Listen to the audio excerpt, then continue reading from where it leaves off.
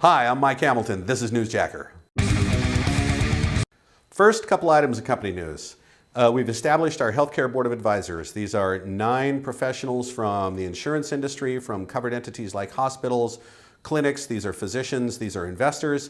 They are going to help us guide our push into the health sector as a means of expanding our core mission, which is protecting the infrastructure that keeps us alive at the scale that we're going to really feel it.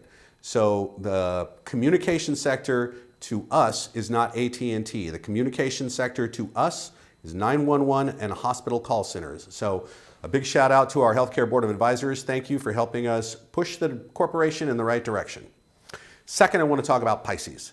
PISCES is the Public Infrastructure Security Collaboration and Exchange System, because everything needs a cool acronym. This is about monitoring local governments in Washington State for free in return for using the data that we collect to train student analysts better using live fire.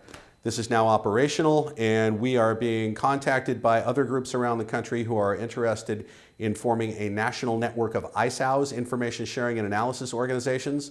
We'll see if that takes root. PISCES is intended to be for Washington State, but it's a great idea, so we'll talk about it. Now I want to talk about some security issues that are in the news. I think it's very interesting to see the re-emergence of China as one of the main bad boys here attacking the United States.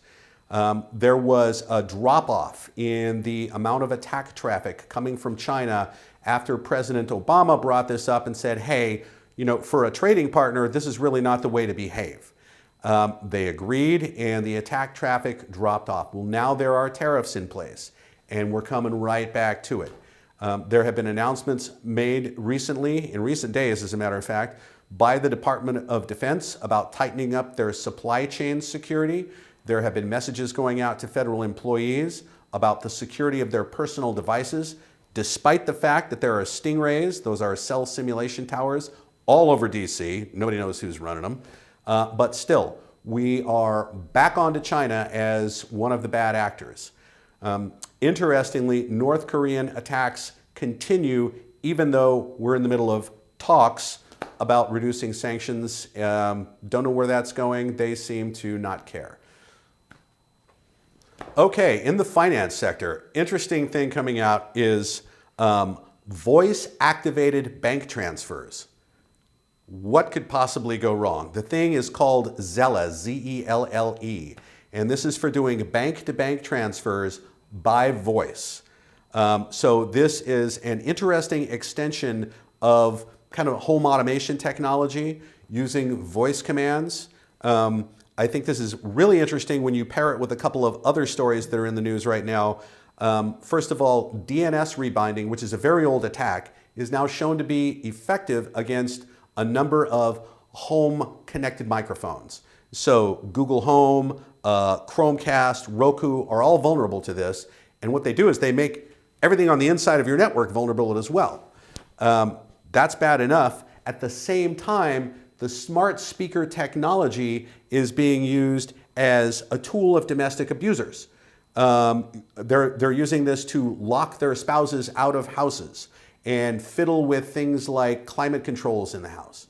So the convergence of all of these things, the proliferation of home automation technology, specifically voice-enabled, with other characteristics that allow you to do banking by voice, combined with their inherent vulnerability and the fact that they're being abused as we speak, is probably a bad combination.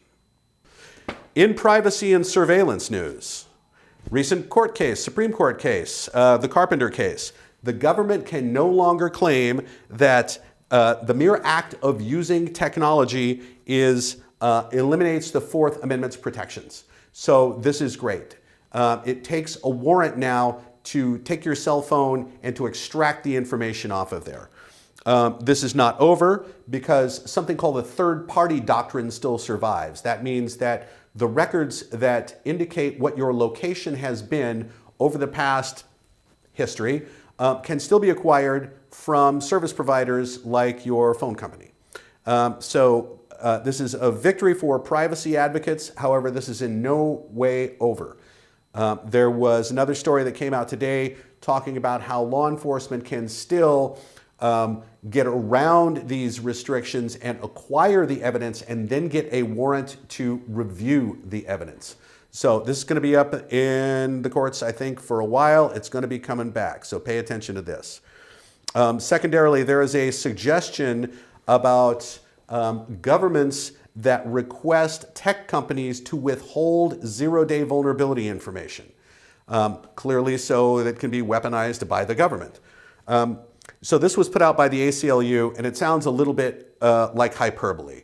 I'll tell you that I actually suggested at one point to nobody that listened to me that the companies, Google, Apple, etc., should just stop patching the devices that were in the geography corresponding to ISIS if they wanted to penetrate those devices.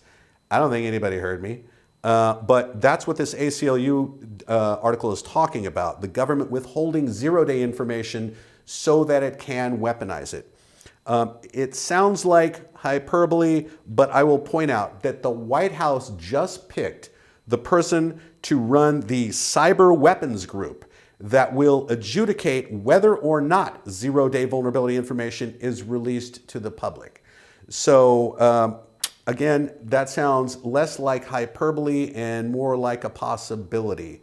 So the question we would ask, what information does the government have that it's withholding on zero-day vulnerability information, and what is the intended use of those? I don't know that we're really privy to that information. All right, and in the extras category, it sounds like Amazon employees are following the lead established by Google employees and have written a letter to Jeff Bezos asking him to drop support for the company Palantir. So Palantir is a data analytics firm that works a lot with the US government as well as ICE in the detention and deportation program. So employees wrote a letter asking Bezos to refuse to build the platform that powers ICE and refuse to contribute to tools that violate human rights. I don't know if Jeff Bezos listens to these things, but here's the takeaway to me. This is the second time that employee conscience has tried to exert this influence. The first time was Google employees, and that was successful regarding Google's assistance to the DoD in their drone program. Information security ethics, to me, is becoming more sharply defined as privacy and surveillance become bigger and bigger components of the conversation. So we'll have to see where it's going. I'm Mike Hamilton. This is NewsJacker.